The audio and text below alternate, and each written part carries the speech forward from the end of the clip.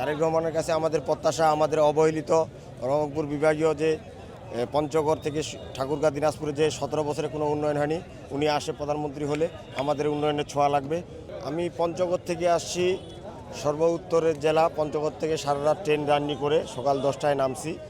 এইমাত্র আসে পৌঁছাইলাম এক নজর দেখার জন্য দেশনায়ক তারেক রহমানকে। এক নজর দেখেই যাব কি যাব না।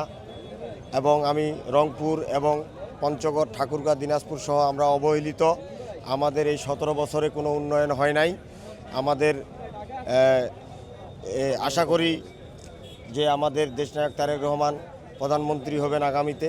আগামী প্রধানমন্ত্রী হলে আমাদের এই উত্তরবঙ্গকে পঞ্চগড় ঠাকুরগাঁ দিনাজপুর সহ রংপুর বিভাগ সহ আমাদের উন্নয়ন হবে।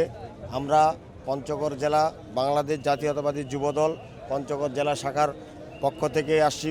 আমাদের প্রিয় পঞ্চগড় জেলা যুবদলের যুব সম্রাট, পঞ্চগড় জেলা যুবদলের সংগ্রামী সভাপতি জনাব মোহাম্মদ ফেরদৌস ওয়াহিদ রাসেল ও সংগ্রামী সাধারণ সম্পাদক নুরুজ্জামান বাবু ভাইয়ের নেতৃত্বে আমরা পঞ্চগড় থেকে আসছি।